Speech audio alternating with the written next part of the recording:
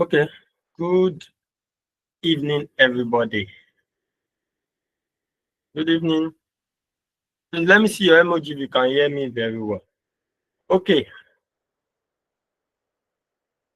Okay, so this evening we're supposed to have the class by 9 o'clock, but I have another engagement by that time.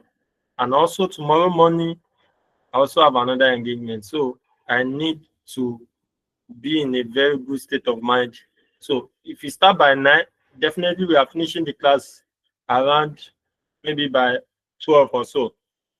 And before I will now sleep, before I will now arrange myself for tomorrow again. So I quickly have to shift the class till around 5 now. So by 7:15, we're already done. So we don't want to do much today, like I said. Majorly is because of the people that just joined the class for the first time. Maybe on Wednesday, as the case may be. And I know for sure that some people will also still join that. Today will be their first time joining this class.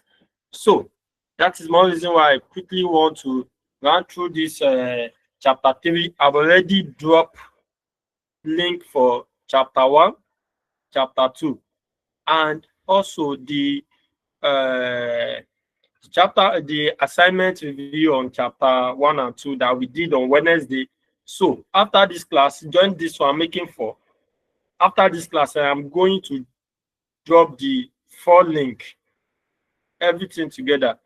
So it's not going to be 5 link, rather the lecture on chapter 1, the lecture on chapter 2, then the lecture on chapter 3, then the review on chapter 1 that we did, and also on this past class that we just did on Wednesday. So plus today, making 5. I'm going to do that, send that to the group after the class. So if you are just joining for the first time, let me see if you are just joining this class for the first time. Let me see your hand. Just raise your hand up. Please, can you hear me, please? If you can hear me, please let me see your emoji. Some people are telling me that they cannot hear me in the chat box. So, okay, so Mr. Umar Abiodun, Chioma, Mr. Mustafa, Ombu, and the like. So these are the people that are just joining for the first time. And I'm sure some people will still join this class later. So, welcome to Advanced Audit and Assurance class. You have not missed too much. We are going to be teaching it out to ourselves what we need to know about this class, how we are going to answer questions, and how we are expected to answer any question in this Advanced Audit and Assurance class. So that's what we are going to be doing. Then, because of my professional call, they are just joining for the first time, I'm going to try and quickly review chapter 3. I've already done that on chapter 1 and 2. So after this class, you should be expecting 5 links that I'm going to send to you. 5 links for the chapter 1, chapter 2, chapter 3, the review on chapter 1 and 2, and the class assignments on chapter 1 and 2. Then this chapter 3 and also the class assignment on chapter 3. That is what I'm going to drop after this class. So this Advanced Audit and Assurance, we have a material that we are using. It is not free.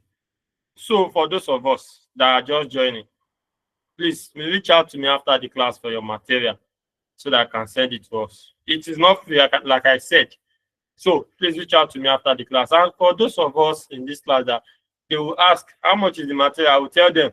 They will not reach out back to me again. It is not by force, actually, but the material is actually summarized to help us navigate down through our reading. So that's why we just did this. So to help the students. And they are just coming for the first time, like I said, you are welcome. I am going to quickly review the chapter 3 for us, what we need to know about that, then we will now proceed. So for those of us that are just joining, please, you can put down your hand and please let us be more attentive in the class. I'm going to open this chat box later, so that if you have question, you can raise up your hand. I will ask you the question. Then you will you ask me the question rather, and I'm going to respond to your question. So you can put down your hands, Mr. Mustafa and Abiodun, please. Thank you. Please put down your hand, please. Please let me see if you can hear me from your with your emoji, please. If you can hear me, please let me see your emoji. Thank you. So, advanced audit and assurance. Let me quickly try to give us the overview first. This is one of the hardest course in professional class. It is, however, simple but technical because of this technicality and the way the question is going to be asked. You also need a special technical way to answer the question. That is why you see that some people will say, I've written this audit like 4 times, 5 times, but because they fail to understand that tiniest information that will make them to pass the paper, exam. So that is why we are here in Apex, to make it simple for you to pass your exam at once and qualify as a chartered accountant.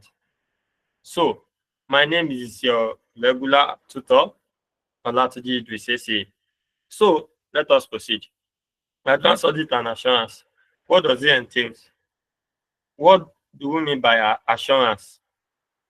Assurance has to do with the process whereby a practitioner, whether an accountant, is called upon by another person, which is the shareholder, to come and give assurance, to come and give an opinion on financial statement prepared by the accountant of that particular organization, in order to instill the level of confidence in the heart of the shareholder that, oh, this financial statement prepared by accountant is of true and fair view. There are three people involved here. You are the practitioner, the accountant. Someone called you, which is the owner of the company, is the shareholder, that, please, oh, Mr. Moses, or Mr. Fatima, or as the case may be, Moses or Fatima, please, you are the practitioner here. I just want to use that name. Please, come and help me to review these financial statements that this my accountant prepared for me. Once you review, definitely you are going to give report. That report, you are giving your opinion on that account that was prepared by the accountant. So it is that opinion that will now give the shareholder level of confidence and comfort that the information provided to me by my accountant is of true and fair view. That is where the issue of, or that is where the assurance engagement comes through. Then under that, we have forms of assurance engagement. We have statutory audit assurance, and we also have non-audit assurance. So you see everything, the way I explain it in the chapter review, you are going to see everything. So when I'm sending the link, I'm going to rename it that, oh, this one is for chapter 1, this one is for chapter 2, this one is for chapter 3, this one is for the review on chapter 1 and 2, as the case may be. I'm going to do that. So when you are trying to reach out to, or when you are trying to read it or go through the video, you are going to know the one you are going to open first. Then, if you are just new, like I said, we also stream live on YouTube, so you can just please help us to subscribe to the YouTube channel and also comment if there's anywhere we can improve on it. So for better delivery of class, for us to deliver better. Thank you, everybody. So that is that about chapter 1, the meaning of assurance engagement. Then the elements. What are the elements of assurance engagement? Like I said, there are 5 elements that it is always possible in every assurance engagement. There will be a party relationship. Party relationship has to do with the people involved in the engagement. The practitioner, which is Fatima, Moses, as the case may be, that is the accountant or the auditor that they call to come and audit the financial statement. They are the what? They are the practitioner. Then the related party. Related party is the company that gives you the engagement, the shareholder, and everybody in the organization is the related party. While the third person under the first element is the intended user, the user of that financial information. They are the third party relationship as one of the elements of assurance engagement, which is number one. Number two, they have to be subject matter.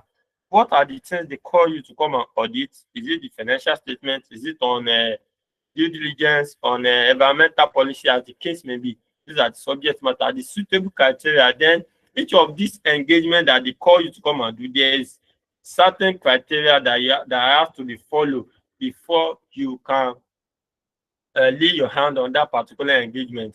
Then again, it is very, very important for us to have an appropriate and sufficient evidence. That is, we gather evidences on that review.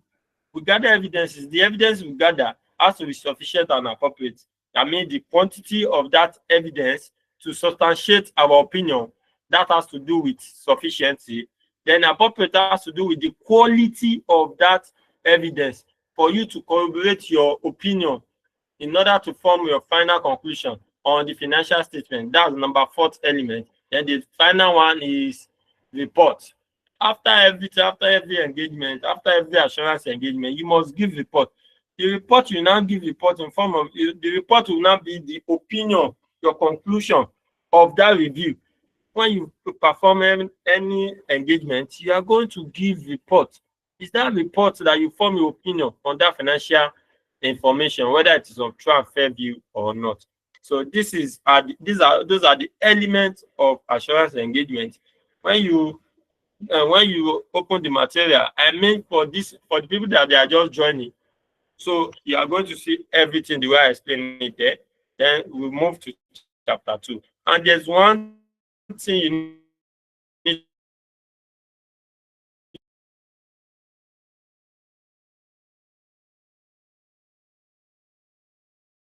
even though when you are answering your question,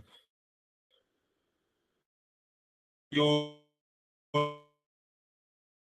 you don't have right.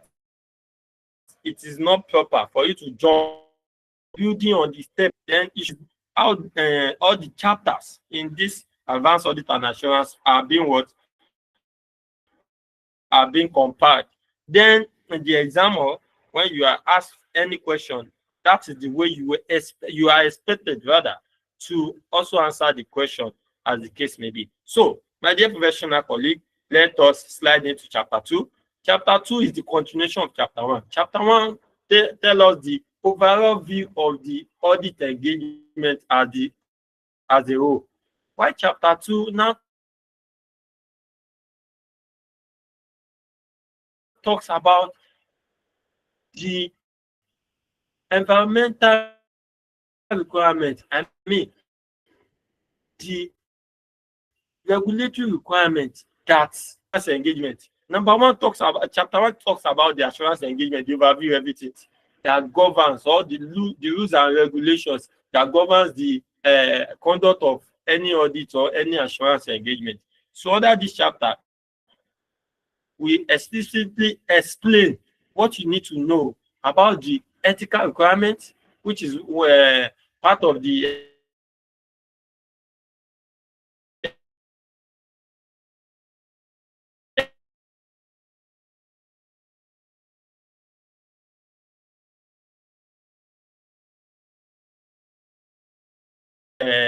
legal requirements. Please confirm if you can hear me, please, with your emoji. All right. So I said the chapter 2 talks about the regulatory environment. Under this regulatory environment, we have two. We have ethical requirements and legal requirements. The ethical requirement has to do with the professions. I mean, the professions that the body that governs this profession. I'm a chartered accountant. You are aspiring to be a chartered accountant. We are maybe an auditor or accountant or cost accountant or management accountant, as the case may be in our various organizations. So, what are the rules that governs our professions? So they are the ethical requirements, and that is the IFA. You can see the IFA code of conduct there. You can see the Institute of Chartered Accountants. You can see International Federation of Chartered Accountants, as the case may be. All this thing comes under ethical requirement because they are the body that regulates me being a chartered accountant, that regulates you be an aspiring chartered accountant in our field of work. That is the ethical requirement. Now, the legal requirement has to do with the rules and regulation that governs the company that we auditor that want to go and audit, and also the rules and regulation that also governs us while we are auditing that particular organization. Those are the ethical requirements, the legal requirements. Then under that, we also see the relationship that now exists between the legal requirements and the external auditor. That is, what the legal requirements, what relationship does external auditor have with legal requirements while we are discharging our responsibility? All these things are embedded in chapter 2.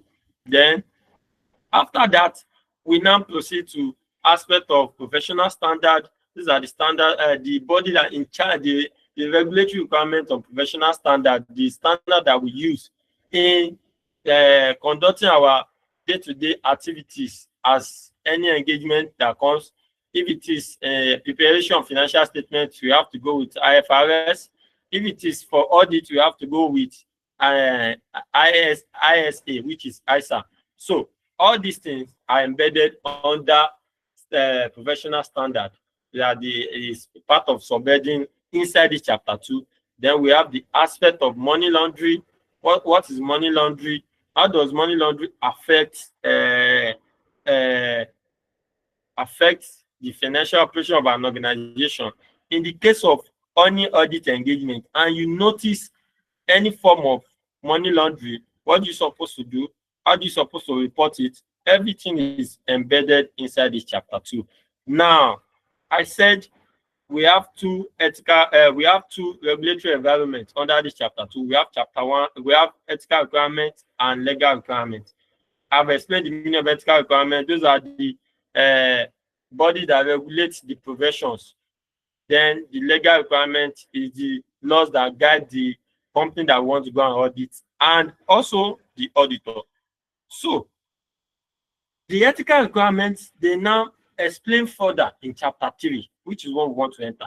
The ethical requirement, I told us that the regulatory environment has to do with the rules and regulations that we need to follow as a practitioner while we are doing any audit engagement.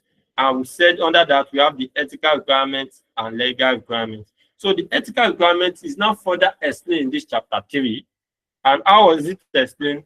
It's now give us the rules that guide the professional conduct. Like I said earlier on, that the ethical requirement has to do with the professions, the rules and regulations you have to follow as being a member of Chartered Accountant or being a member of Institute of Chartered Accountant of Nigeria, as the case may be.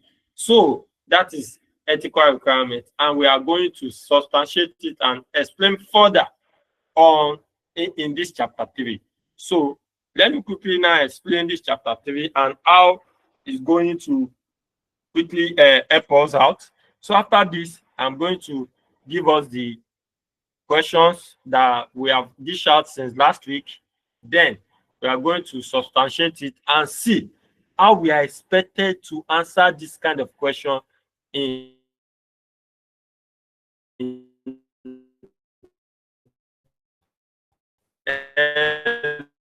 every exam setting.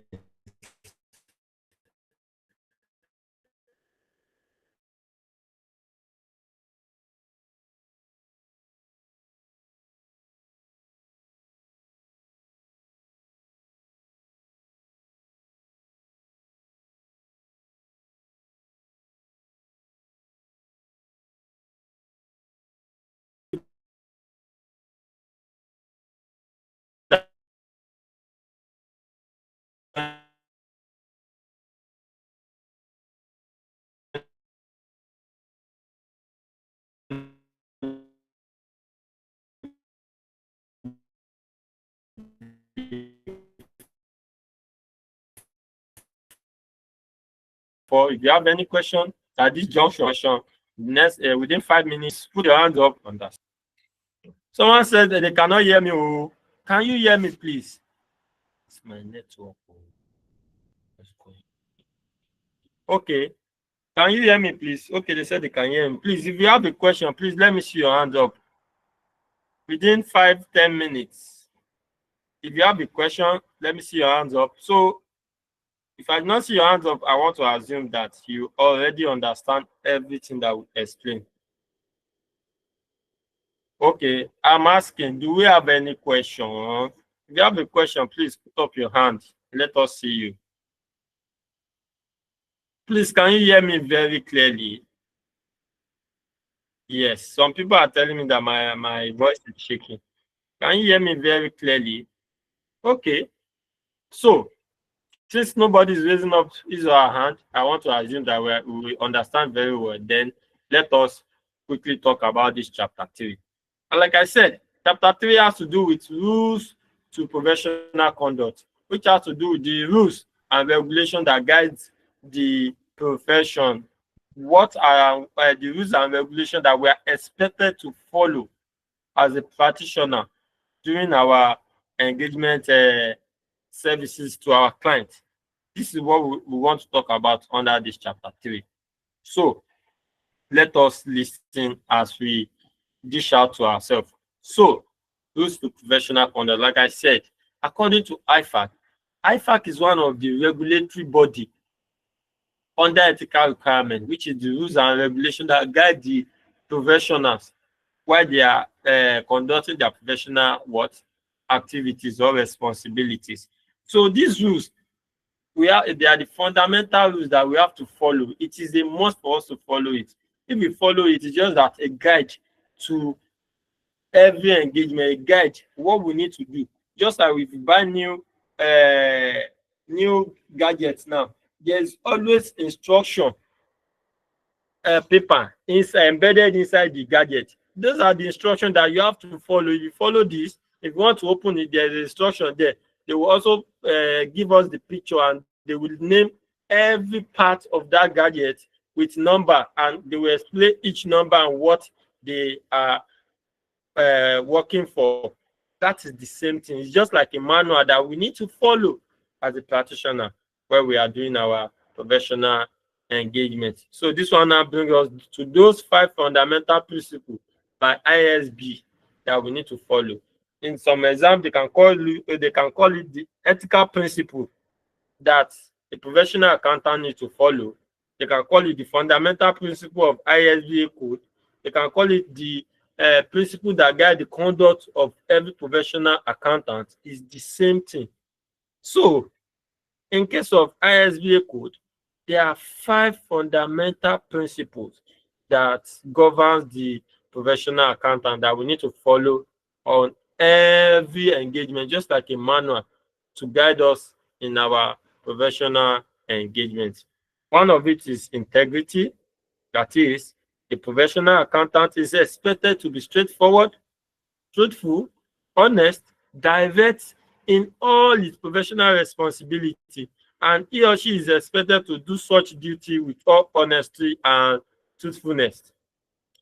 Truthfulness, rather.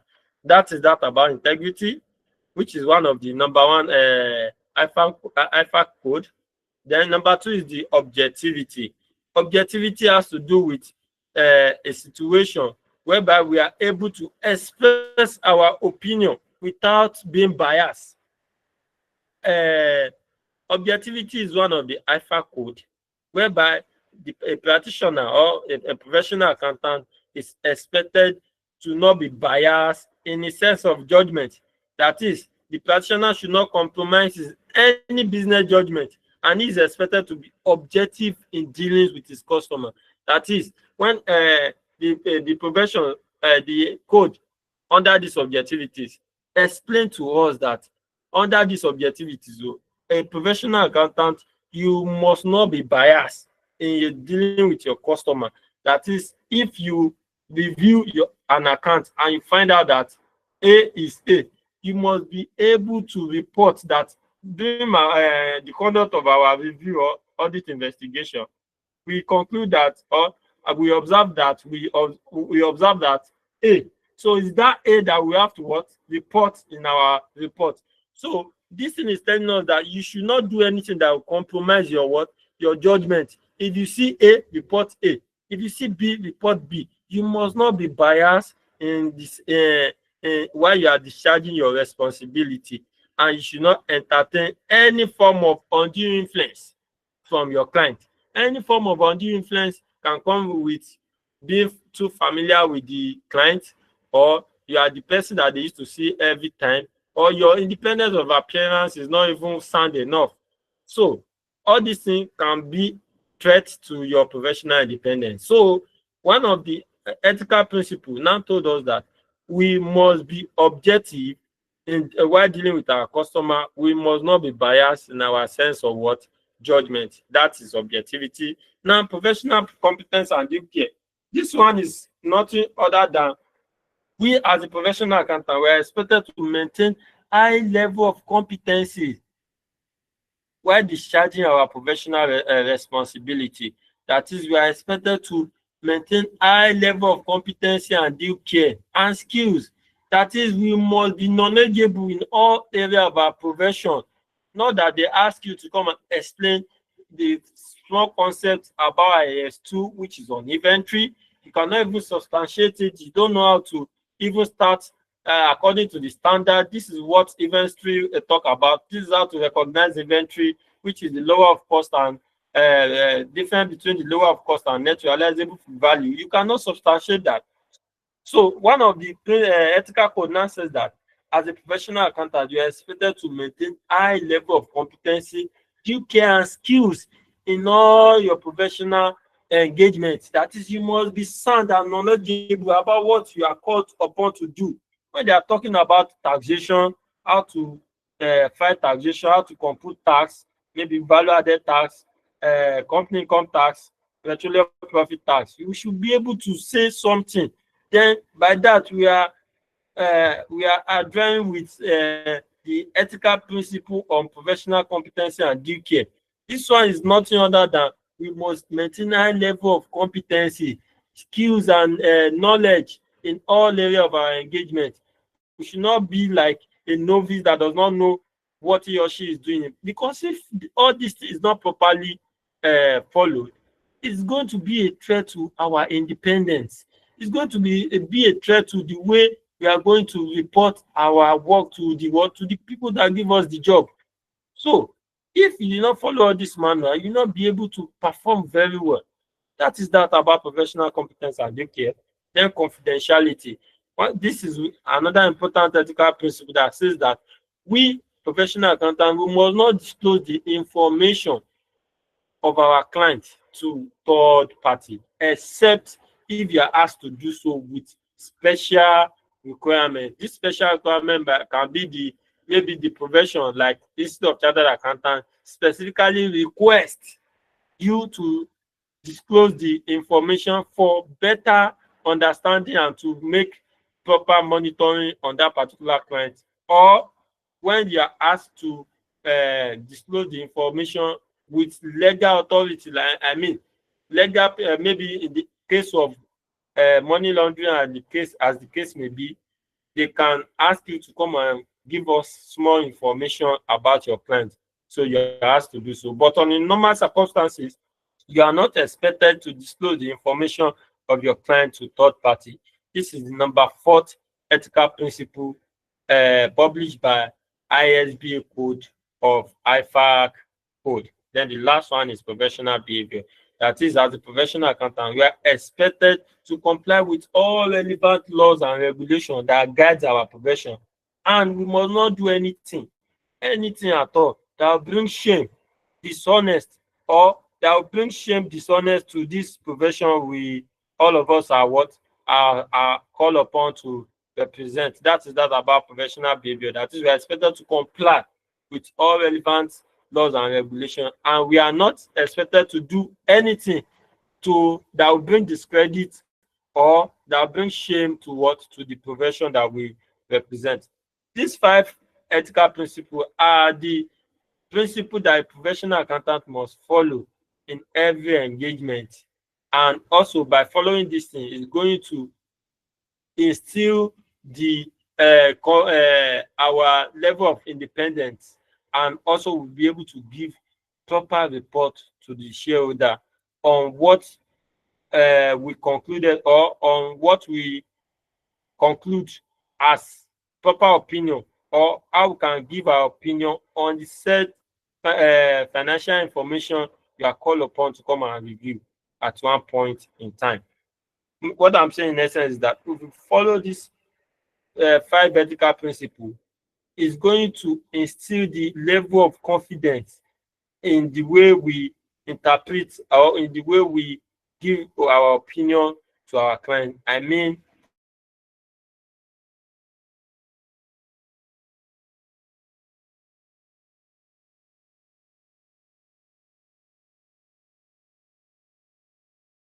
our level of independence is going.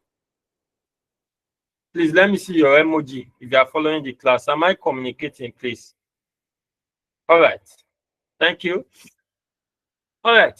So let us proceed. Any question at this junction before we proceed? Any question? If you have a question, please put up your hand. Let me see. Uchenna, do you have a question, please?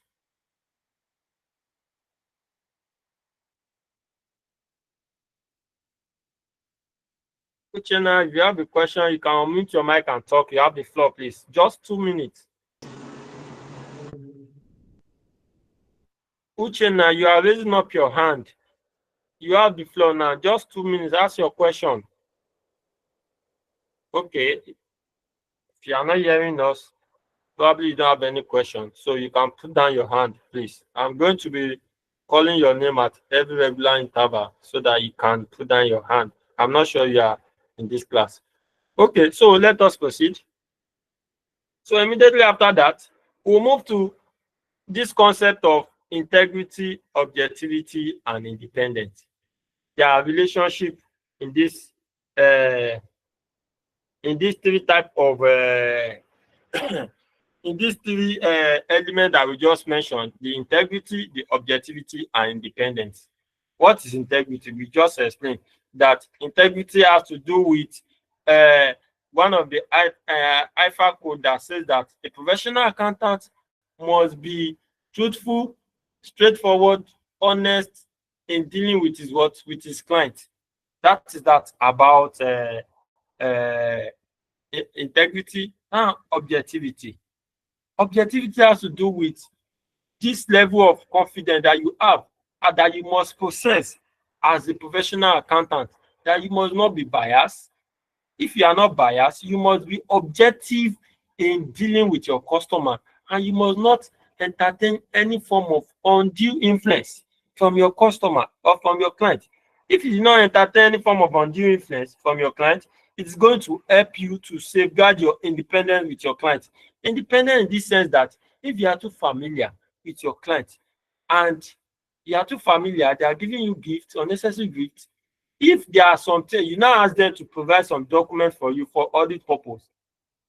If they are feeling reluctant or they did not give you the documents in time, on a normal circumstances, you need to put it in your email, in your management letter, that obstruction of what? Of documentation, or because they did not give you access to every document that you need. You can write it there, but because you have already collected gift from your client, you cannot write that in your email, because it's going to be like, I've eaten something now. They gave me something, I ate it. I supposed to. They are telling me stylishly. So, in that aspect, you should not entertain any form of undue influence, because if you do all these things, it's going to impair your independence. So that is why there is relationship between our integrity, the objectivity, and independence.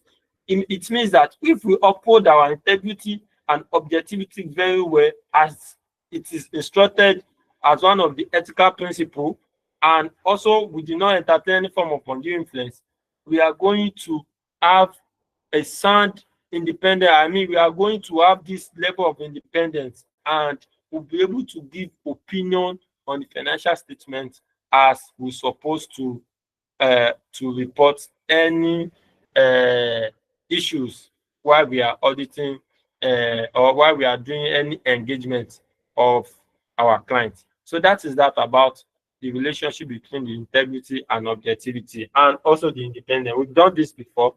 the proper class. I'm just trying to refresh on this. So now, after that, before your independence can be uh, can be ascertained, there are two requirements that need to be present in an auditor. First of all, it has to be your independent of mind and independent of appearance. Independent of mind has to do with objectivity and professional skepticism. Professional skepticism, we'll talk about it in chapter 4. It has to do with an auditor must always have this questioning mind that you must not be. Please, can you hear me? Someone said my voice is breaking. Am I very, very clear? Okay. So I'm on independent of mind. Independent of mind has to do with objectivity. That is, we must not be biased while we are. Mr. Mujib, welcome, sir. You must not be biased while you are attending to your clients. At least you must not entertain any form of undue influence from your client. So independent of mind has to do with your level of professional skepticism. You must not entertain any undue influence, and you must have this questioning mindset that all the information provided to you for audit purpose, you must have this mindset that you must have to investigate further. Because if you have to just keep quiet when they provide this for you and you just look through it, you did not investigate, you did not ask question about it, it means that your independent of mind is not that sound. So for your independent of mind to be very, very sound, and it will not affect your level of independence when you are giving your opinion on the financial statement, you have to be objective in dealing with your customer, with your client rather. You must not entertain any form of undue influence, and you must have this mind of questioning as a professional skepticism. All these things, if you imbibe all this objectivity and you do not entertain any form of undue influence, and you also have questioning mind in order to ascertain a standard evidence to corroborate your opinion on the financial statement, then you are independent of mind.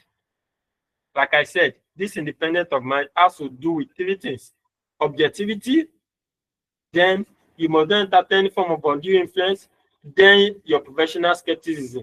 Now, your professional skepticism has to do with you must have this question in mind, and you must also have to investigate further. If you do that, then your independent of mind is very, very certain. Then your level of independence as to how you can report your or your engagement that was given to you by the shareholder will be also not be what impaired. That is, you will give your report the way you ought to give your report to the final user or to the shareholder of that particular organization. If you imbibe the element of objectivity, you do not entertain any form of undue influence, and your professional skepticism, then you are independent of mind as one of the requirements for independence. Requirement for independence means that before you can be independent, before you can have this final say on your opinion, then these two things must be possessed. One is independent of mind that I just explained. Now, independent of appearance has to do with your professional competence and due care. Professional competence and due care states that a professional accountant is expected to maintain high level of professional competencies. I just said it. It is expected that we must attain a level of professional competencies, due care, skills, and knowledge to perform a particular engagement. So, independent of appearance is mostly be that we have to be sound in what we are doing. We must be able to defend and know what the kind of engagement, what we are expected to do in every engagement, so that our independence of appearance will be ascertained. And this is already concluded before audit has started. You know why? So in some cases we have this audit planning. We'll go there when we get to chapter 7, audit planning. All these things are the things that you're supposed to do prior before you go on an engagement. When you receive every necessary document, then you do your audit planning, you make sure that you equip yourself on every part of the segment you are asked to work on as an auditor. Then by doing that, you maintain high level of professional competency and this care knowledge that pertain to that particular engagement. Then this your independence of appearance is ascertained. Because why? In this scenario, if you are not too sound about what they ask you to do, that was you remember the time I was explaining about the chapter 2, the IS2 on the aspect of inventory. If you are called upon as a practitioner to come and just give us overview of IS2 and you were not able to say it, it means that your professional competence and due care is not sound, and this thing can impair your level of independence, which can lead to independence of appearance. That is, they will just conclude that, oh, this auditor does not even know what he or she is doing himself. I think we cannot rely on the information he's going to give us. Or if your client have seen that, oh, you are just gullible self, you don't know what they ask you to do. Oh, to hide some of their dirty work, some of their to perpetrate fraud or error that might cause costly effect on you want to be dominant and you want to have say as a practitioner while you are doing your normal engagement, then your level of independent of appearance must be very, very sound. That is, you must be technically wise, skills, knowledge that required you to perform that particular engagement. You have to maintain a level of competence and due care.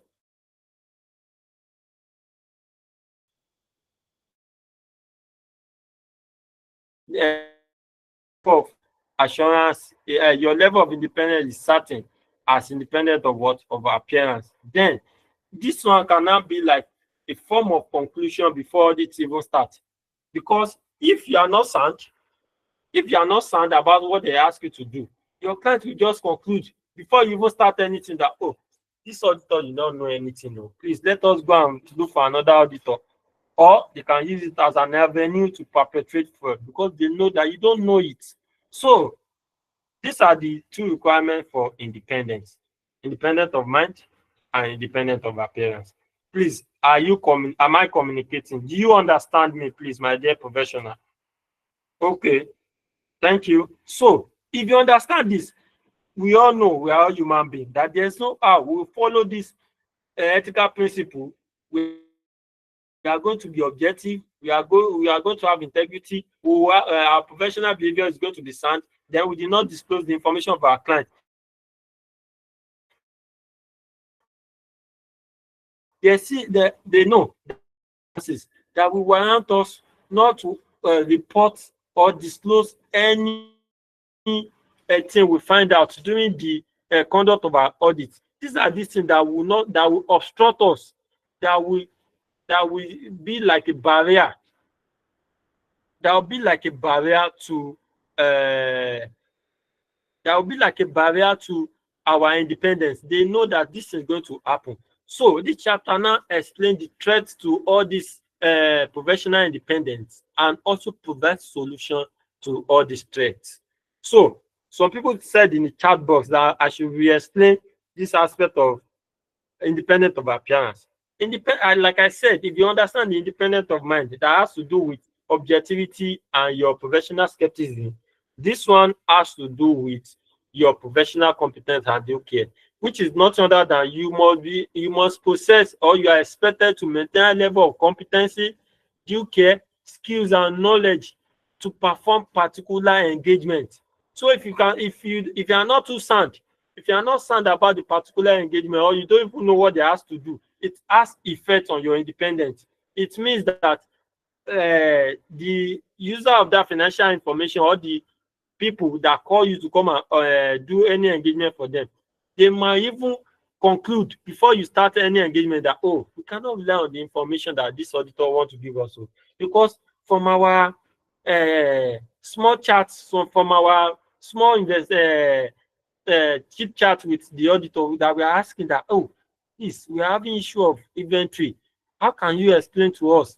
According since you are a practitioner and you are unable to say anything, they will just conclude in their mind that before the audit even start that, oh, this auditor is not too sound. Oh.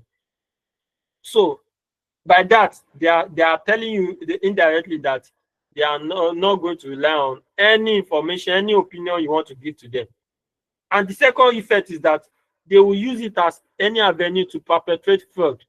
And if they perpetrate fraud and you did not see it and you publish that account and the account go out, the final user use the account, the financial information for their own use, then the thing backside, they are coming back for you.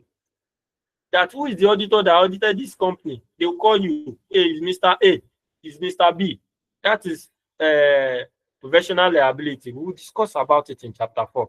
So for us to have independent of one of the requirements for independence is independent of appearance, which says that we have to maintain a level of competence, dignity, and skills and knowledge while we are performing our professional engagement with our clients. By this, we have instilled the level of independence and we'll be able to give our opinion the way we're supposed to give it, because we do not entertain any form of undue influence and we are sound, technically sound, and we possess special skills to perform that engagement. Then our level of independence is ascertained. So that is that about the independence of appearance. So after following everything, we have independence of mind and appearance. We follow the concept of integrity and objectivity, and we also follow the alpha code of conduct. There will still be threat to this professional independence. I mean, this threat to professional independence, there are these barriers that will not allow an auditor to give reports the way they're supposed to give it. What are these 5 threats? We have number 1, we have self-interest threats. Then number 2, we have self-review threats. Number 3, we have familiarity threats. Number 4, we have intimidation threats. 5, where we have advocacy threats. I'll quickly explain this aspect. Then we'll now move to the question and answer. So by 7 o'clock, inshallah, we are going to finish this class. Now, this threat I'm going to explain it one after the other. I said we have 5 threats. We have self-interest threats, self-review threats, familiarity threats, intimidation threats, and advocacy threats. And while I'm explaining, I'm going to be telling us how they can ask questions in this part and what we miss. You know, these 5 threats can also be have direct relationship with those 5 ethical principles that I can give us. It means that any deficiency in any of these 5 ethical principles will definitely lead to threats to any of these professional independence. What I'm saying is this: any deficiency, if we fail to follow any of the ethical principles in our engagement, then we are liable to face any of these threats as a result of the efficiency in that ethical principle. I hope you will understand. Please let me see your emoji if you are enjoying this class, the way I'm trying to explain one by one. I don't want to rush. So, and in the exam, they will just ask you, they will give you the problem. They will not say, having said this, please, as a practitioner, you are expected to highlight the ethical threats here or the threat to professional independence here in this scenario. So they will tell you to highlight it, they will give you the scenario, and all these threats, they will bring it out. They will not tell you that this is self-interest threat, but they will bring it out in the form of like passage.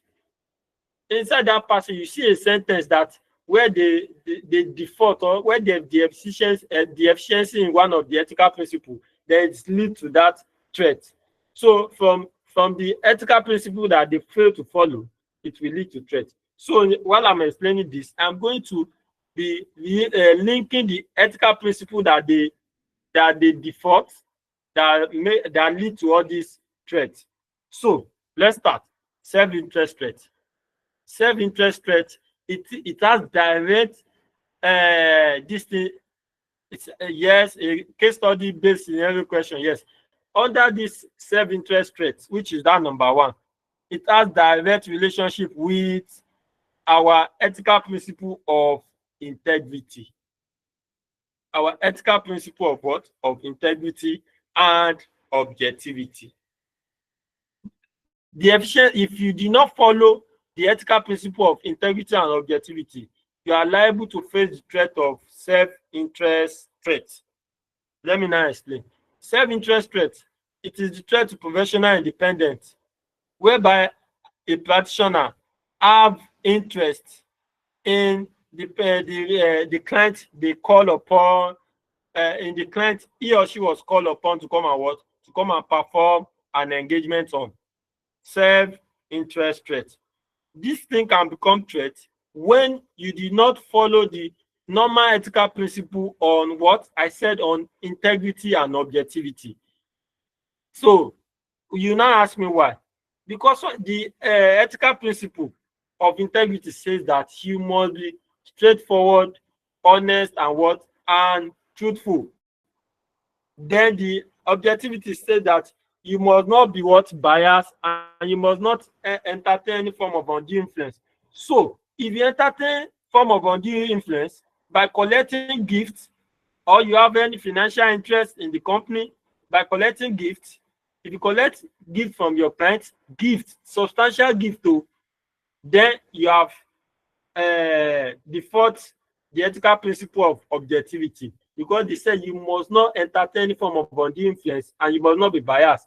Then the aspect of integrity, maybe you have shares in that company. Maybe you have shares in the company, and the company that you have shares, and they call you to come and audit the company. If you see errors or something that the company is not doing very well, will you say it out? You will not. So by doing that, it is a threat to professional independence. So under the self-interest threat, the ethical principle that was defaulted there is the integrity and what? And objectivity. So the other part of this chapter, we are going to explain the safeguard to all these threats. In the aspect of this, you have to say this to be as a safeguard. Because why?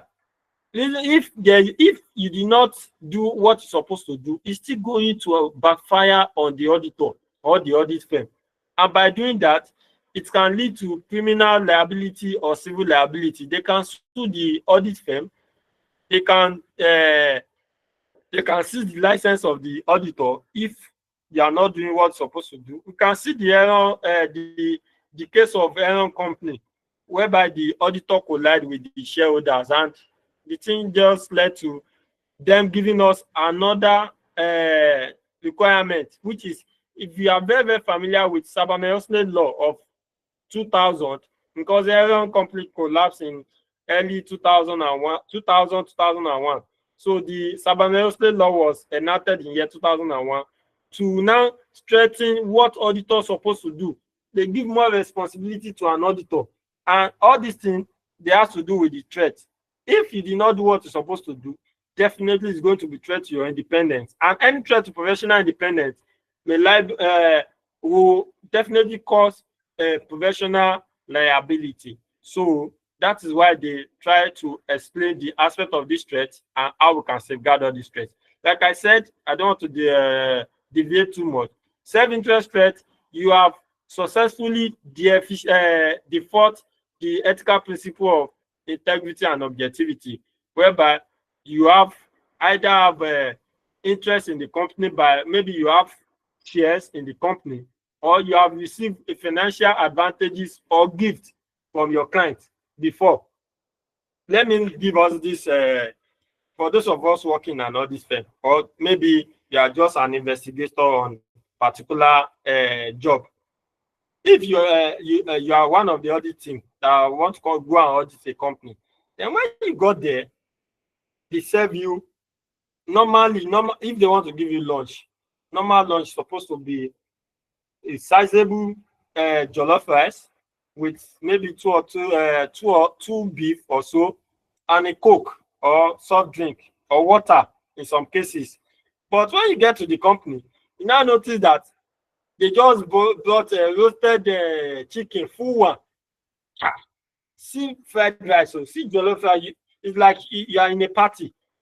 They gave you every food. You see Five Alive, you see Coke, you see water.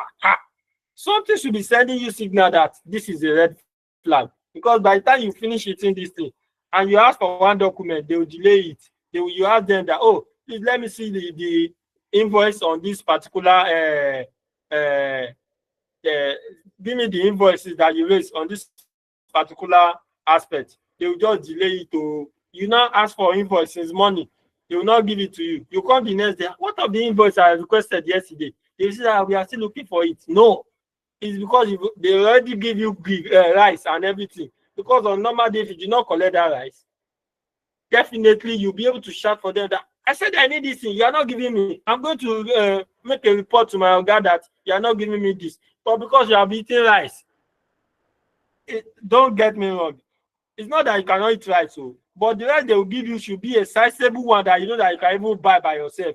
If the rice is now becoming unusual, that this rice now, I think they just want to buy me out here. Something should be sending a message to you that this is a red flag. This is more or less that it's going to later give me self-interest threat. So these are the conditions that might warrant you to have self-interest threat. Thank you. Now, self-review threat. This one is nothing other than objectivity. You also default objectivity. Level of objectivity is really you have the efficiency in ethical principle of objectivity. Objectivity says that you must not be biased. Abi? Bias in the sense that, and also integrity. You also default, see this self-interest threat and self-review threat, you default the ethical principle of integrity and objectivity. How? Self-interest threat is type of threat whereby you are the preparer of the account, you are still called upon to come and review it. Okay, I'm the accountant of this company. I'm the accountant that prepared the account, and I'm still the auditor that audited the account. So this one will be self-review threat, because by the time you prepare the account, and if you probably misappropriate the accounting policy that you embedded in that financial statement, and you are the one that will still review it, you will not see that you have misappropriated the accounting policy.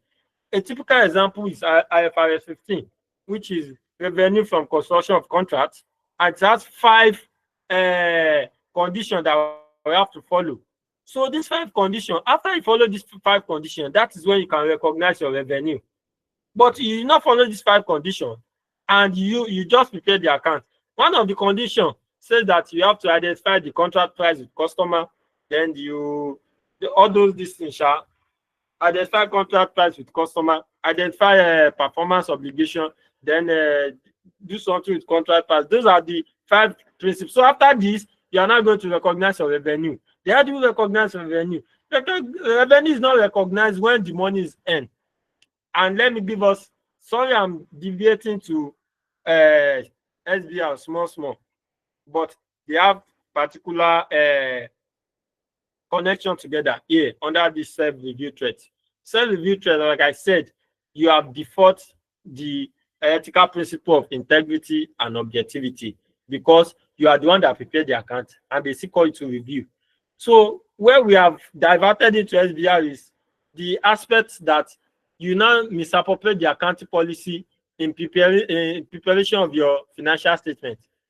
Under revenue, you did not follow the normal rules that you're supposed to use to recognize revenue.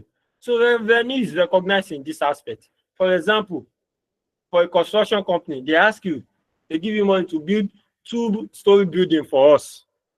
2-story building, and the total amount to complete all this building is 20 million. You know, you cannot just build 2-story building like that. You start from the foundation. You finish the first floor, the building 1, before you now go to building 2, before you now go to building 3. If at the end of that financial year, you are able to finish that building 1, definitely you are not going to divide your money, the total revenue into 3. That is, if let me say it's 30 million, the total award contract is 30 million, and you have to build 3 buildings. Then at the end of the financial year, you are able to build 1. So you recognize your revenue as 10 million. That is according to IFRS 15. That's where you can recognize your revenue that you report in your financial statement that year will be 10 million. It will not be 30 million because it is not yet your revenue, because it is not complete. The obligation is not yet completed. It's one of the conditions before you can recognize your revenue according to IFRS 15. So maybe as you now prepare the account, you just put the whole 30 million as total revenue, bam, like that. They now call you to come and review again. And you now, it is when you are now reviewing, you now notice that, oh, I'm supposed to put 10 million here, I put 30 million. You just leave it like that. But if you are not the one that prepared the account, you can have that board that, oh, okay, correct this thing. It's supposed to be 10 million, not 30 million. So you see, this is typical example of self-review threat. That is a condition whereby you are the preparer of the account and you are the one that still audits it. So one of the safeguards there is that a preparer of account must not be the person that will audit it. Have you seen in your office that your guy will tell you, oh, Mr. Mujib, please prepare this report for me. Once you prepare it, send it to me, let me review. The reason why he said you should send it to him to review was because he knows that you must have suffered, you must have maybe make one mistake or the other. So by the time you are not sending it to him to review, he will spot that mistake and he will tell you to correct it.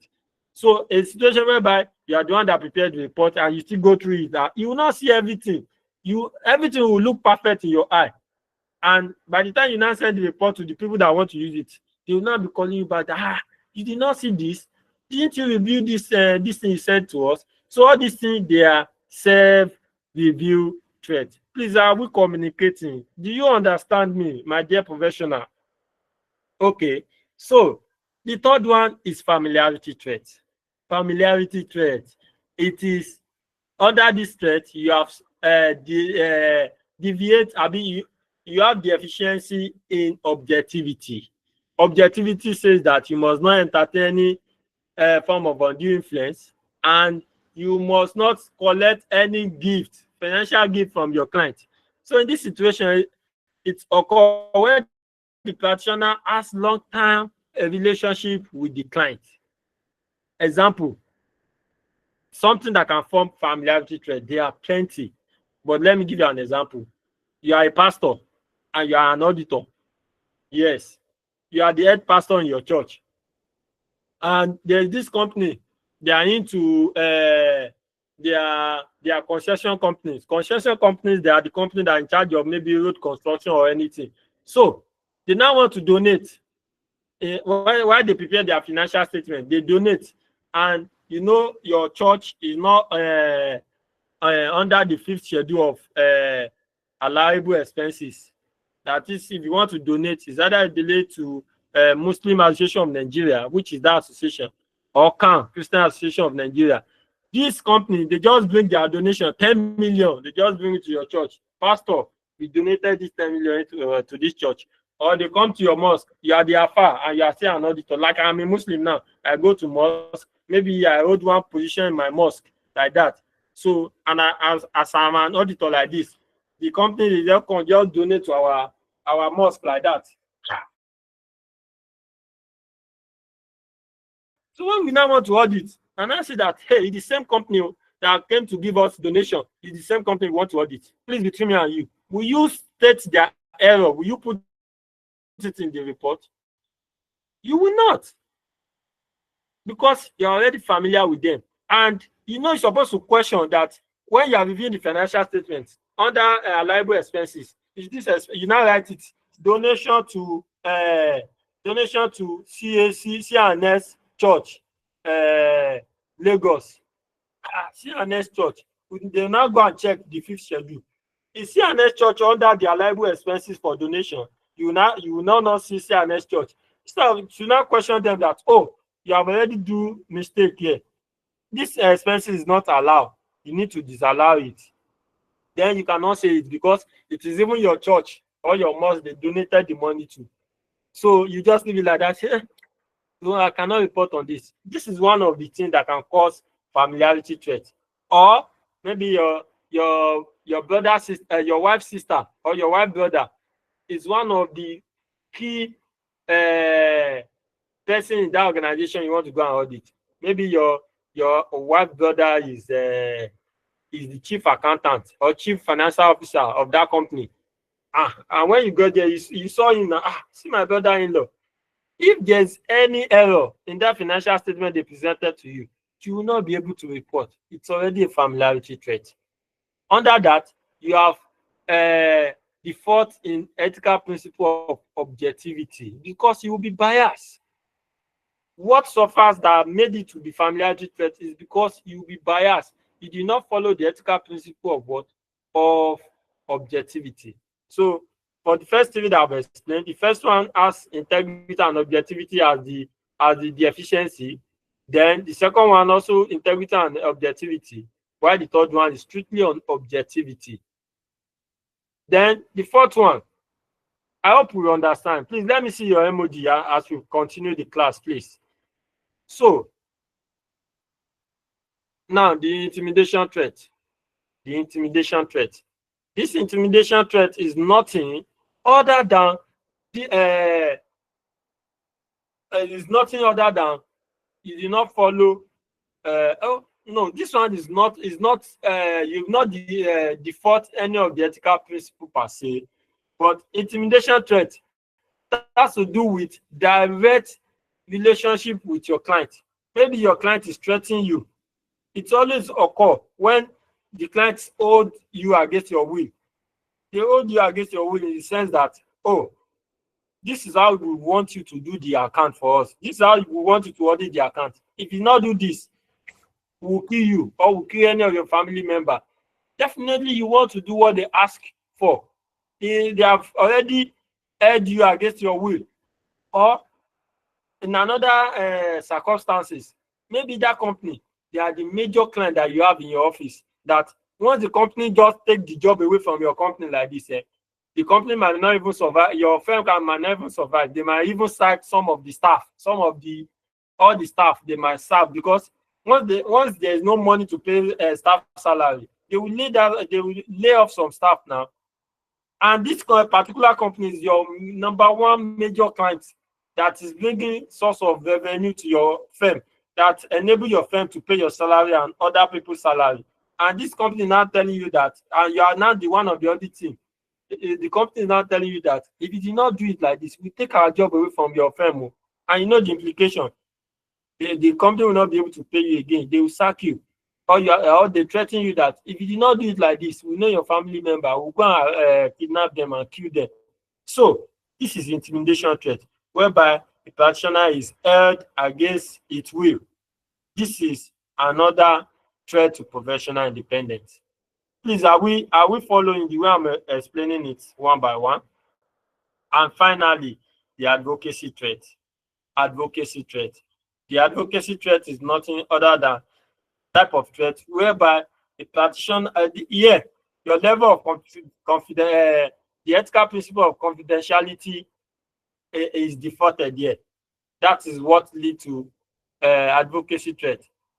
They said the confidentiality state that we must not link the information of our client to third party. Now in this situation, it becomes a threat whereby you are the auditor of company A. Then company B now sue company A. Company B now sue company A. They now call you to come and defend your client. To defend, it means that if you leak the information of your client to third party, then you have already defaulted the ethical principle of what? Of confidentiality. And if you even hide the truth and you not say the truth, you also go against the ethical rules that says that you must report any illegal activities of your client to the people in authority. So it becomes an advocacy threat whereby you don't know whether to defend your client or to say against your client. If you defend your client, it means that you did not report their illegal activities. And if you go against your client, it means you have go against the ethical principle of confidentiality. So this thing becomes and advocacy threat. These are the threats to professional independence according to IFAC code, that they are the normal threats to independence if we fail to follow the ethical principle propounded to us by IFAC code or ISBA code. Now, we have analyzed the threat. What are the things that can be a safeguard? Things that we can do to serve as safeguard. So this safeguard also goes with any of these 5 threats. So in the exam, once you are asked upon to do anything that relates to analysis of threat to professional independence, as you are analyzing the threat, you must be able to also provide solution to those threats. And this solution to it, they are the safeguard to professional independence. So in the exam, you know the safeguard that we have here, we have 2. Let me explain how we used to get it wrong in some cases when we are asked this kind of question in the exam. The safeguard according to ICANN PAC is 2. Responsibility of the audit firm and responsibility of the profession. The responsibility of the audit firm is all this thing that you are seeing here: culture for independent sustenance, appropriate training, quality control procedure, consultation procedure, and rotation of engagement partner. These are the responsibility of audit firm to serve as safeguard to all those threats. Then again, responsibility of the audit firm is 1. Responsibility of the profession, 1 is to rotate the audit firm and to also establish what audit committee. We will see it down. But in a scenario-based question whereby you are called upon to analyze the threat, this safeguard to professional independence cannot go with that threat you will analyze. If you analyze the threat and you want to provide solution, you should be able to link any of these safeguard to each of the threats you have analyzed in the question. Please, am I communicating? Please let me see your emoji if you actually understand what I'm saying.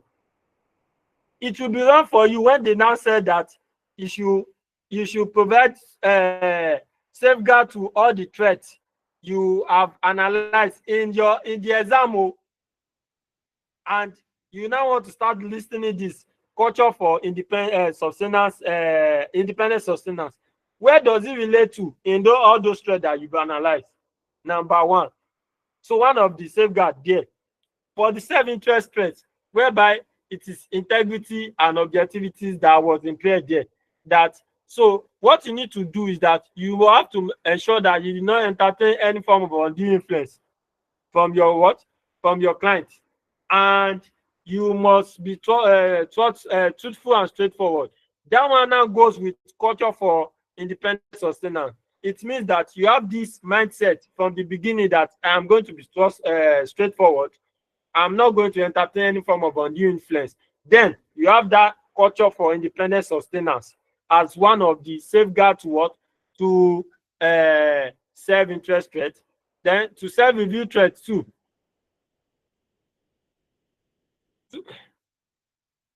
To self-review threats too is the same thing. You need to look for any of these responsibility of audit firm that can suit into that threat you have analyzed. Under that self-review threat, that they said an auditor must not be an accountant. An auditor must not be an accountant. You can go for rotation of engagement partner as one of the safeguards. That is, they said auditor must not be an accountant. That is, you must not prepare the accounts and also audit it. So if Mr. A prepared the account, Mr. B should audit it. That's the safeguard to professional independence, to threats under self-review threats. So you can put rotation of engagement partner. That one can go along. That one can serve as safeguard of safeguard to threats under this for self-interest threats. Self-review threat. Is it okay? Self-review threat. We are talking about self-review threat.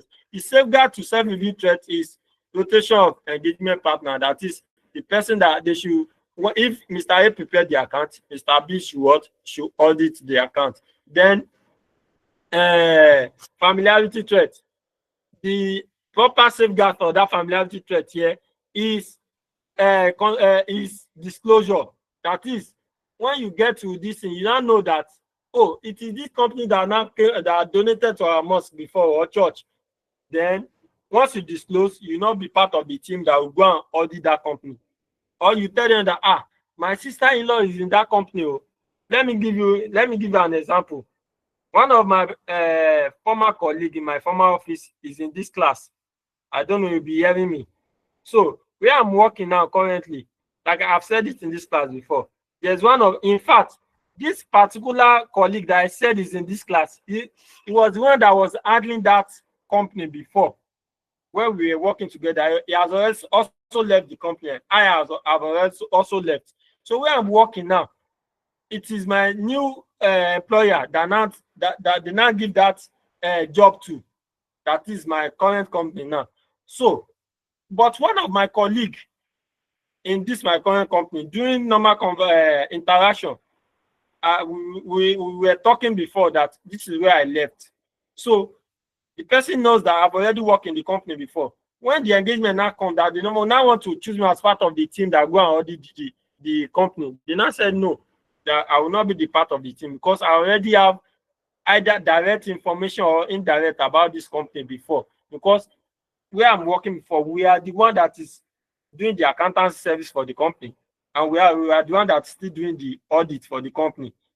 But now I'm no longer there. That my colleague, it is that my colleague there that is even handling the company. Oh. I'm not the one. He's the one that's handling the company, but he has already left there. But I've already left the company too. But now this my new company is the one that's now handling the job to audit that company that we were working on in my former office. So I will not be the part of the team because I've already disclosed that I have one or two information about this company before.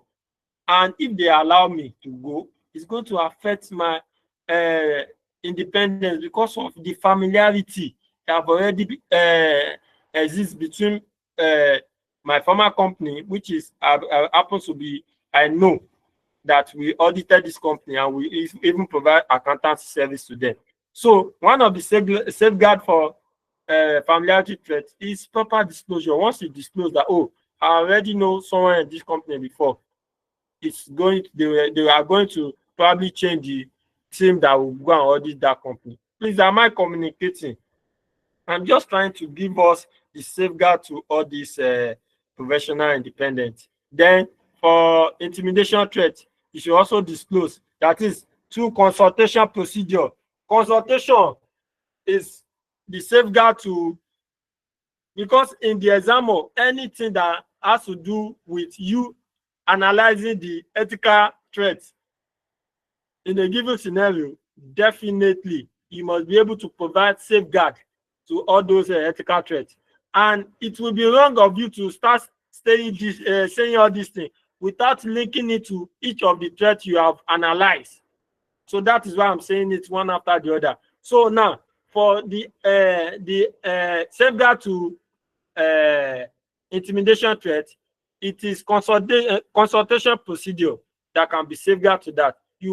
So the consultation procedure that you have to seek the advice from your firm or the people in higher rank on what you are going to do about that particular situation because they urge you against your will. So that is the safeguard on that intimidation threat. That is, consultation procedure will be a safeguard in that aspect. Then the last one is advocacy threat. And advocacy threat is level of confidentiality, as the case may be. Then consultation procedure will also help you, and quality control procedure. It depends on your understanding and how the scenario is being formed and how you are able to analyze all those threats. So all this responsibility must be, you must be able to attach it to any of the threats you highlighted before as the safeguard to all those threats. This responsibility to audit firm will be the safeguard to any of the threats you have analyzed, just like the way I just explained now. So that is that about that.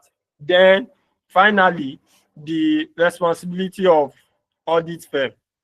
the responsibility of the profession as the safeguard to professional threat. So one of the responsibility of the profession is to rotation of audit firm. So when they see that it is this audit firm that have been audit this company very well, and it is likely to lead to threats to professional independence, then they will the profession can step in that, oh, let this audit firm step out from this engagement, let another audit firm take it over. Let me now give us an example. I've said this before. Where I was working before. No, not where I was working before. Generally in Lagos State, if you happen to audit any of the parastatals in Lagos State, you cannot audit that company more than 3 years. If you are the one that's auditing one of the parastatals, let me, for example, this last part, that is Lagos State Physical Planning Permit Authority. If company A has been auditing this company for like it is the rule that you cannot audit that company more than 3 years. After 3 years of auditing that company, that parastatal, they will take the job from you, they'll give it to another audit firm. Reason why is that you become familiar with them over time, and that one will be threat to professional independence. That is the report you give will be they will not be able to place reliance on it because you are already familiar with the parastatals.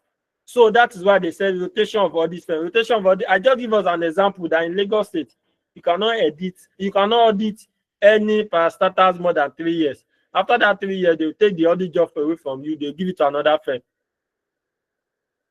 So they will give it to another firm. Then also audit committee as one of the safeguard as from the profession. Audit committee, they advise every organization to set up audit committee. Thereby is going to help them in tackling any threat to professional independence, and also help them in proper conducting of audit as the case may be. I only said I want to just give us a review, small short notes on this chapter 3, but I end up giving the entire review on it. So I'm going to stop here. After this, I'm going to give us the question that relate to that chapter 3 in the within 30 minutes. I'm going to share the screen now on that question. Then I'm going to ask within 5 minutes what you can say about it before I will now give us the final suggested solution on it. So the next screen you will see now is on that question that I'm about to share now. So let us begin. Thank you. This is the question here. We have treated this on Tuesday. So for those of us that are just joining, I've already given the solution to this. The question is here. The solution is also here. So I'm going to, so the other two now, I also add it here, the question and the solution. So after the class, I'm going to send this document to us for our review and for our attention. So question number 3. This is the question number 3. I want us to listen to this attentively and see it critically, and see how we can do justice to it. This one goes in line with question number chapter 3. This one goes in line with chapter 3 that I just finished explaining now. So let me quickly read out the question. I will not show the solution yet. I will just ask in the next 5 minutes who can what you can say about it. Then I will now show us the solution. You are Temitope staff. Okay, you are Temitope is staff with E&E financial professional and advisory firm. Your firm renders service across all financial and professional issues with more than 20 years experience. Your firm has just got a contract from Edo State government to train the state audit staff. The request by Edo State government is to train the personnel on the IFA Code of Ethics for accountants. The government, IFA Code of Ethics for accountants, requirement for independence, threat to professional independence, and safeguards to independence. That is the question they ask you. Now, this government fee will impact positively on the performance of the service. You have been asked to draft a report on the subject matter by your boss with clear example based on your experience gathered over the year. This is the question. Like I said, you for those of us that are just joining, I've already given us the tips on how to answer professional questions in advanced audit and assurance. I will say it here if you are just hearing for the first time. One of the 4 tips, there are 4 tips, but the fourth one, we'll keep it when we are doing our revision class. But the third one is necessary for every assignment or every pathfinder we want to solve. Number 1 is to understand the given scenario. You should be able to understand. That one will help you in passing the paper. If you understand the scenario, what is the scenario saying? Ability to understand and interpret what actually happened in the scenario will give you an edge on how to answer the question. How do we start? You must be able to understand the scenario very well. The understanding here is that they call you to come and explain, to come and give training on the IFA Code of ICANN Code of Conduct for an accountant, the requirement for independence, threat to professional independence, and safeguard to that what threat. That is the question they ask you. Meaning you have understand the scenario that is what they ask you. The scenario is you are called upon to come and write to come and give training by your boss. But before you give training, you have to write the report to him first. Then secondly, what did they ask you to do? Number 2 tips is to understand the requirements. Step number 1 is to understand the given scenario. You have understand that this is what they ask you to do. They ask you to write a report. Your boss asks you to write a report that you will use for training on these particular issues. That is the scenario. Now, understand the requirement. What did they ask me to do? They asked me to give training on the IFA Code of Ethics for an accountant, requirement for an independence, threat to professional independence, and safeguard to professional independence. That is the requirement.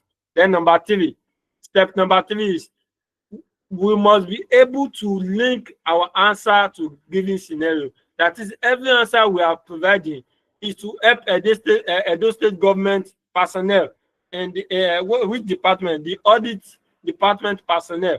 Every answer, every training we want to give should be able to, we must be able to link our answer to Edo State government and in regard to the audit department of Edo State government on how to follow the ethical principle laid down by the profession. That is what they ask you to do. So these three steps and these 3 tips, if you understand it very well, I can assure you already have 50% score.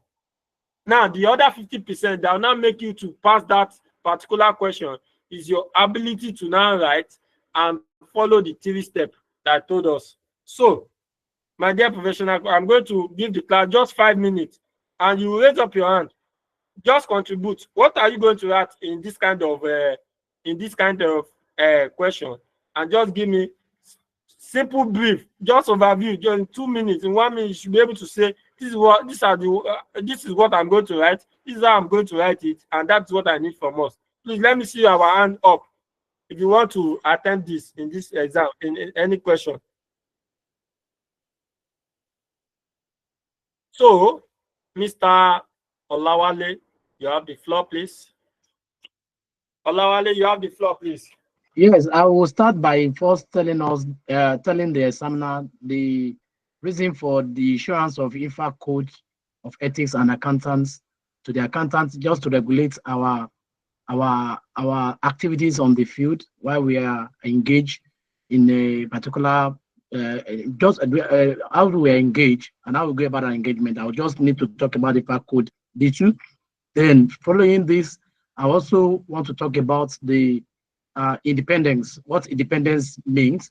And that is the ability of the accountant or the auditor to have a, a kind of mind that is not subject to the dictates of the client, and perhaps talked about objectivity, talked about integrity, two of them working together to actually grant me independence, which also can come in form of mind, independence of appearance as well.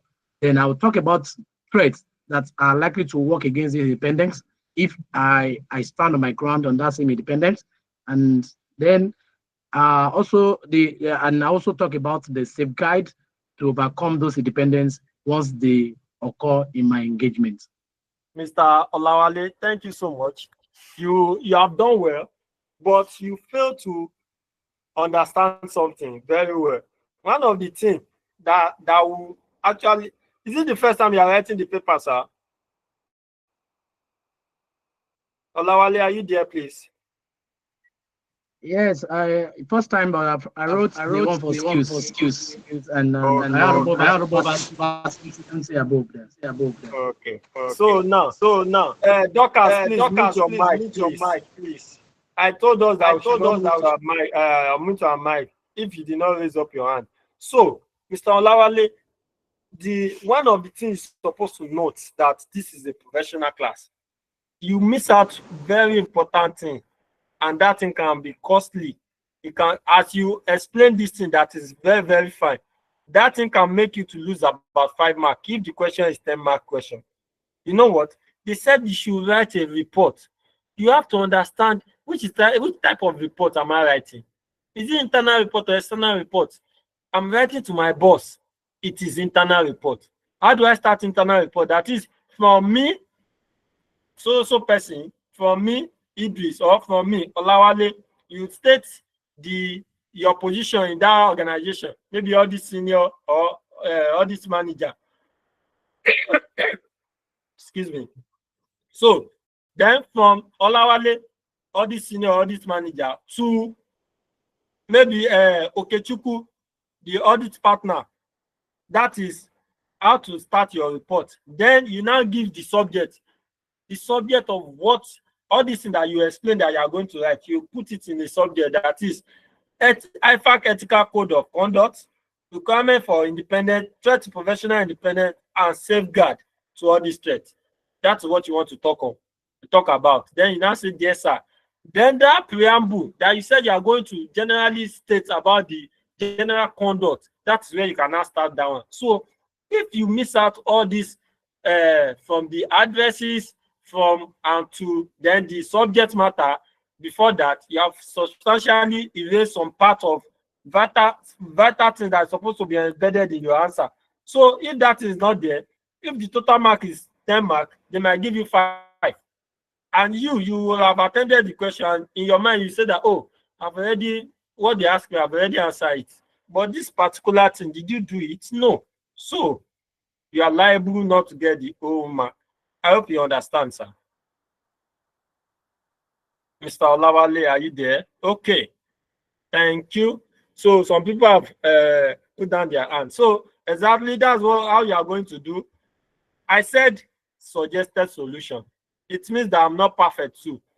You can the way you understand this, you can state it. So now I said, dear Idris. Idris is the person Idris is my boss. For example, from this thing that I use, Idris is my boss in this contest. So Sulaiman is addressing to Idris. So Sulaiman is the one that is giving me this, that as part of our contract with Edo State government, our firm, E&E, please, are we seeing my screen, please, everybody? Are we following? This is the exact way we are expected to answer this kind of question. As part of our contract with Edo State government, our firm E&E will provide training to the state staff on IFA code of ethics for professional accountants. This report outlined the key aspect of code focusing on the independent requirement, try to independent and safeguard to maintain the independence. That is a special and very sweet preamble you cannot just start saying that IFA code of conduct. No, it is wrong, because you are giving a report.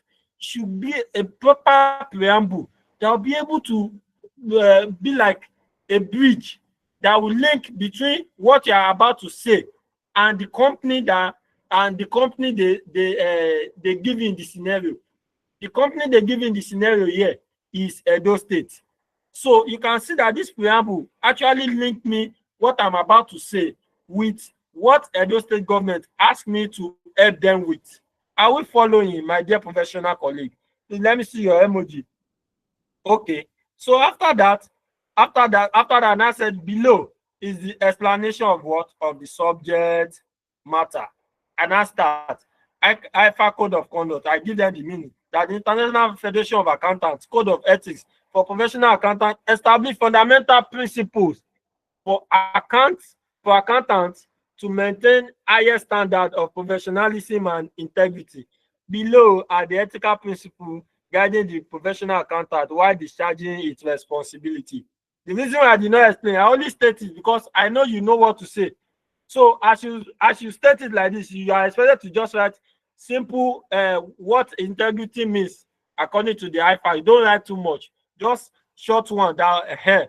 So that's why I just listed it out, and you are expected to write this in there. Then you move on. Please, are we following? Yes, thank you. Then after that, you can see that I'm trying to link. I did not just move to the second one like that. I did not just move to the other one, which is independent straight. I also create something like a bridge. I also create a bridge that will link from that, the IFAC ethical code, to the next thing I'm about to say. Now see the way I answered it. I said, by following the above IFAC code of ethics, it will help the professional accountant in safeguarding its independence. It means that I'm now going into independence now, and it will enable him to give his opinion on the financial statement of an organization. And I said, furthermore, independent requirement is a fundamental principle in auditing, requiring an auditor to be free from influence that could compromise their objectivities. The key independent requirements include, and I list it, and as you list it, you are expected to give them the small meaning of these three words that will link to what the ethical code of conduct is saying. That is, for you to affirm that standard ethical code of conduct, you need to maintain your integrity in these three lines. You will list them. So from there, you cannot just jump to the threat like that. You must also create a preamble that will link between the integrity to the threat. Now see the way I explained it. And I said, furthermore, despite adhering to the ethical code of conduct by IFAC, I will share you this screen now so that you see it. I don't want anyone that will just cut me short the way I'm explaining. So you can see that after that independent requirements, I did not just jump to the threats like that. I create a preamble that will link from that independence to the threats, just like the way I've been doing from the beginning. After I give them preamble to overview everything, and I said the following is the explanation of the subject matter, and now give us the meaning of IFA code, that 5 DC I gave us. So I also create a preamble that will link between the IFA code of conduct to the independence. Then I've explained the meaning of independence and the requirement for independence. Then I also create a link that links from the independent requirement to the threat. That is, and I said, furthermore, despite adhering to the ethical code of conduct by IFAC, also our understanding on the concept of independent requirements, there are still some threats to professional independence. These threats to professional independence include the following: that is, things that will not allow you to have proper independence as a professional. So I now analyze the threat here, the self-interest threat. I give them small meaning based on your understanding of what you read. I give them small meaning. Then now, I now want to close it up. And I said, from the above threat to professional independence analyzed, the following are the safeguard to this to the threat to professional independence. This safeguard to the threat to professional independence can be divided in two ways: responsibility to the audit firm, responsibility to the what? To the profession. So responsibility of the audit firm, what are they expect us to do? You just write it there.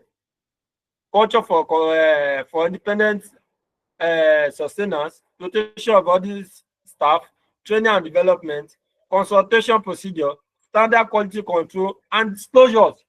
Then now, responsibility of the profession. I stated the rotation of audit firm, establishment of audit committee. Now, I cannot just stop there that I've already answered the question. I cannot stop there. It's for me to now do, when we are writing letter, they said we have the beginning, which is the salutation, the address and the likes. Then we have the body, and we have what? Conclusion. This one is now to conclude everything I've been saying. And I said, in conclusion, the IFA Code of Ethics for Professional Accountants provide a framework for accountants to maintain highest standard of professionality and integrity. Understanding the independent requirement, threat, safeguard is crucial for auditors to ensure the credibility and reliability of their work. And I said, by implementing effective safeguard, auditors can maintain their independence and provide high quality services. And by following this recommendation, the Edo State government audit staff can maintain the highest standard of professionalism and integrity, ensuring the credibility and reliability of their work. Thank you. Best regards. You now put your name.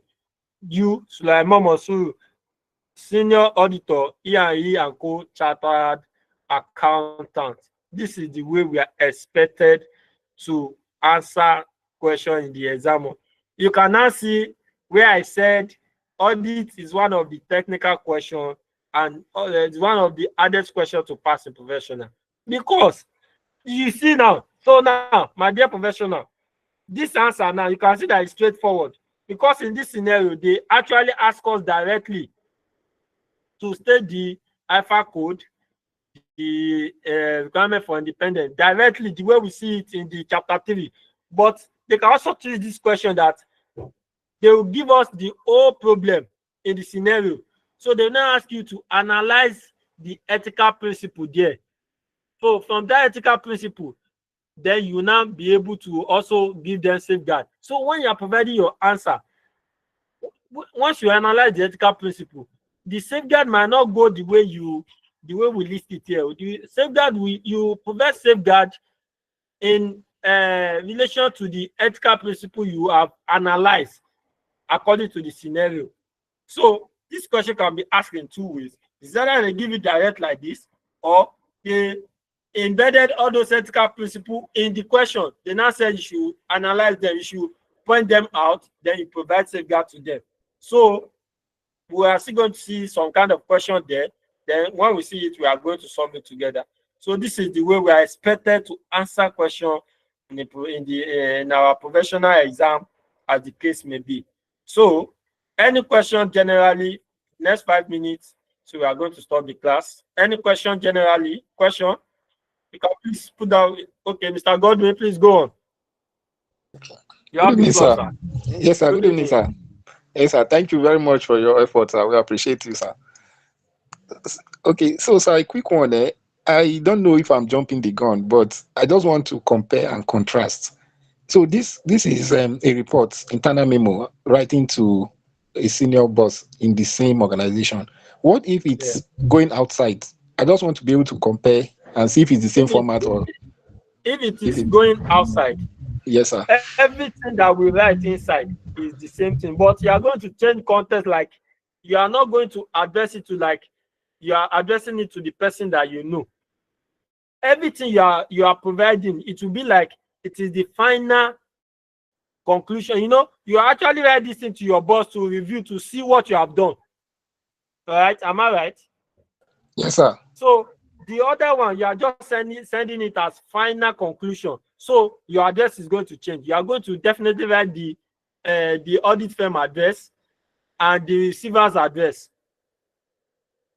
I hope you understand what I'm saying. Okay, sir. Yes, sir. So the subject matter will still be the same thing, but you are just going to change the tone of your this thing if you are writing it out. I mean, you are writing it to, you know, in this context now, you are writing this thing to your boss. Indirectly, you are telling him that this is your review. This is what you observe for what they ask you to do, for your boss to review and make correction where necessary. Abi? That is why it is from you to your boss. But if it is to external, you are going to change the tone small, in the sense that you are not going to be making it to be as if your boss have to review and correct you on it. I hope you understand the context I'm saying. Yes, you are not going to, you are just going to change the tone of your preamble, that in relation to, meaning that you are not providing solution to what the person asks you. You know, I start by saying that this thing is, so you not say in relation to the subject matter above, on the need for us to do this also things, the following are the ethical this thing, as the case may be, or anything they ask you. So your tone will be changed to, as regard to, like, you are now providing solution as final conclusion to the external user, to the person or to your client. You know, the way you write internal report, maybe when your guy asks you to prepare something for him to review and correct you, is different from the way you are going to write the report to outsider, at least going out. So everything you are writing out, it means that you have already concluded and you already know the solution. You are providing solution to what they analyze in the scenario. So you are just, everything is going to be like this. So, but your conclusion, you change the tone of your conclusion small to abide to that, like you have with this thing you have analyzed above, is like a solution to the problem highlighted in the scenario. So you are going to change the tune small from your preamble, the first preamble and your conclusion, but the body will be the same thing. Mr. Governor, I hope you understand. Yes, sir. Thank you very much, sir. Appreciate it. So, Mr. Peter, Okechukwu Peter, you have the floor, please. Just 2 minutes so that we can end this class. Okay, thank you very much, sir. God bless you. You are a good man. I appreciate your lecture. Sir, my question is this. I don't know whether you'll be penalized when you are proffering solution to the question in exam. Like this one now is an internal report. You are writing within your firm. But if you state in your report that this report is an internal report, will you be penalized by the examiner? Thank you. Okay, like I don't get your question. If you put, I don't get your question, sir. Please, can you please rephrase it? What I mean is that before you begin to write the letter, you state that in your solution that this is internal report in the like you're just doing like a disclaimer that this report is for internal use only. Abi, is that what you're saying, sir? Just to like tell them that yes. No, it is the way you structure it, the way they structure the internal report, the way internal report is structured. If you follow that, this thing, that is when they will be the one to determine that, oh, they will be the one to determine that, oh, you actually prepare this for internal use. If you follow that thing like that, it means that your report is prepared for internal use. If you follow the pattern I use for this, but if you write the address of your audit firm and the other person that is receiving it, it means you are writing the report for external use. So it is the way you structure your beginning, the way you structure your answer from the beginning. That is what is going to determine the kind of report you are giving. I hope you understand, sir. So you cannot just say for internal use, it is wrong like that, because you are not adhering to the instruction you need to follow for them to determine. You know, you can determine within yourself that is internal, but you are not the one that will mark it now. The person that will mark should be able to know from the instruction you follow, that is, if it is internal report, this is what you're supposed to do. And if you do it there, it is him that will now determine that, oh, this thing is internal report, this thing is external report. I hope you understand, sir. Thank you, sir. Thank you, sir. May God bless you. Okay, Jane, please, you are the last person that I'm going to entertain this thing. Jane, please, be fast about it. You have the floor. Yeah. Good evening, ma'am. Good evening, sir. Thank you so much for all you do. I just wanted to add to what Mr. Okechukwu said. You know, in your suggested solution, you had internal memo on top, if I'm not wrong. Yes. So yes. I think he was just asking, if you are going to answer such in an exam situation, will you put internal memo, underline it, so that the person marking will just know that this is an internal memo, or you don't even put that heading at all? I think that's what like I said, is a suggested solution. But the reason why I just structure it like that, we all work in a corporate organization now. So if there is a mail that is addressed to every member of the organization, it's going, they will print it out. Most especially the mail that they printed out and they serve everybody. You are going to see it on top, internal memo, and you are going to see it exactly like this, from so person to all the staff, or from particular person to particular person. I hope you understand. In a corporate environment where they want to give memo to everybody, and they print it out. If it is in your mail, if the thing enter your mail, you will not see it internal memo. Some they even put internal memo, but majorly, if they print it out that this mail is directed to everybody, to all the staff, you will see it on top. Internal memo from HR department to all the staff. Mrs. Jane, I hope you understand. So you not be penalized. Yes. But if it is external memo, it is not advised for you. You cannot see external memo that they will now write external memo on top before they will now write this thing. So you can, it's that one only peculiar to internal memo for you to just distinguish that, oh, this thing is internally. If you remove it, internal memo, when you want to write it, they will not penalize it for you. But if it is external memo, you are not expected to write external memo there. I hope you understand. External memo, it is your address that will differentiate. But I wrote it like this because this is exactly the way it used to be when we save internal memo in our organization. Mrs. Jane, I hope you understand. Yes, sir. Okay. Okay, so thank you, everybody. This is where we are going to stop for today, and we are going to continue next week, Wednesday. So by next week, Wednesday, I want to assume that everybody will be on the same page. So we are going to start from chapter 4, which is auditor's liability. That's what we are going to start. So thank you, everybody. I said, if you need the material, please reach out to me. However, it is not free. Because some people will just reach out to me that, you said I should reach out to you, and I'll tell them this is this thing. They will just stop responding to me. So if you need the material, please reach out to me. And I'm going to be dropping the YouTube videos for us to watch later. Maybe you have any question, then you are going to reach out to me. Please, our YouTube channel, please help us to subscribe to it for better delivery of lectures. Thank you, everybody. Sir, excuse me, one. Sir, please. Okay. I came late, sorry. I have your handout, or what will I call it? The document for this paper. Do I need to purchase another one? Is it the same thing? When did you get it? The last diet. I heard the syllabus has changed now. Okay. The syllabus has changed and there's a lot of improvement. So please, if you are interested, please reach out to me. So however, it is not compulsory. It is not compulsory. Okay, so like we are just doing class for everybody just to help us pass our exam and become a chartered accountant. So I wish everybody best of luck. So we'll meet again by this time on Wednesday.